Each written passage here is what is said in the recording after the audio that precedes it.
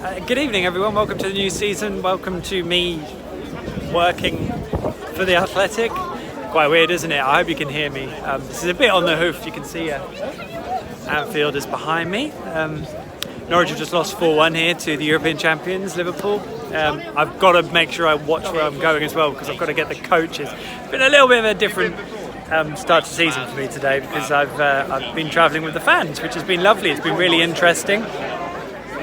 Speaking to people about it and actually being in the weigh-in. First time I've done that since 2010 when Norwich lost at Colchester. No, sorry, it won. Beat Colchester 5-0, of course. Anyway, we're not going to talk about that now, of course, because Norwich's Premier League campaign is up and running. And I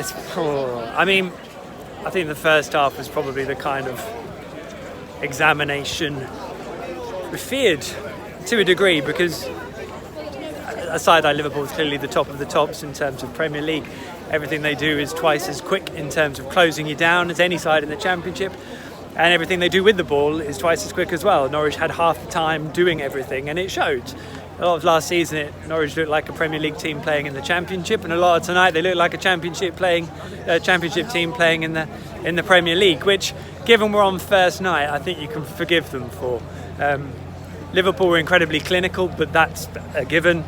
Norwich had some very good chances that they made and they were wasteful, which is probably a given because this is a step up and it's going to take some time to do it. So you've got to kind of give them that room to adjust. And, they've just been at Anfield. You don't get any room to adjust at Anfield at a team that's just won the European Cup. So, it's funny things, isn't it? Like halfway through the second half, everyone's just appreciating Norwich getting in the game a little bit. And then, of course, they bring on Sadio Mane, which says it all. I'm on coach 2, and I mustn't miss it because I'm not getting home. It took 7 hours to get here. Fair play to every Norwich fan who made the trip because it's been horrible and mental, which is probably why Sky got a bit of stick at the full-time whistle. Really big call, actually, to start Todd, I thought, today, because I honestly thought Anel was going to start. But Todd did really well. It's really dark, isn't it? Todd did really well. Hey, boys. Hey, look, there's no singing. So Todd did really well, fair play, because that's his Premier League debut, and he wasn't a guy who played particularly much in the Championship last year either. Timo Pukki, that's a big moment because he took that goal so beautifully. And Norwich created some really good chances. You feel like they are going to get goals if they keep playing like that, and they won't be playing against a team like that every week. So that's good too. Likewise, let's be honest, Liverpool's level almost certainly dropped in the second half. You could see it. They could have still scored a couple of times or more, and Norwich hit the bar as well. The defending is clearly an issue. Certainly the third goal, was it, or the fourth goal? Can't remember. But I honestly believe that Ibrahim Amadou is going to make a difference. Norwich is without two centre halves who could both equally start, and we are going to have to wait for them to sort of get their catch-up times and things. But they're going to need to find their feet. But all in all, you're 4-0 down. There you go. You're 4-0 down at half time. It honestly could have been 8 if the second half had gone on the same way. It didn't. Norwich got themselves back in it. So I like the idea that Norwich won the second half because at this point you take positives. The atmosphere in the away stand was brilliant. But I'm not going to talk too much about that, and I'm not going to talk too much about the stories and the people I've spoken to, which has been loads of fun, by the way, because that will all be over at The Athletic.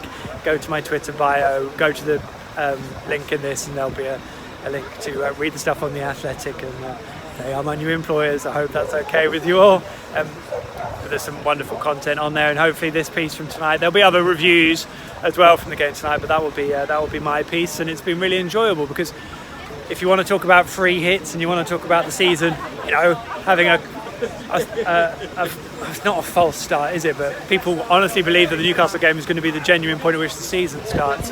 I don't think it's quite like that. Norwich have already got a -3 goal difference, so we can't get away from that. But let's take it and then move on, and we'll see what it looks like when Norwich get at home to Newcastle, of course, next weekend. Because at that point, of course, the bars change. What we will expect from them will change. But likewise, Newcastle and Liverpool.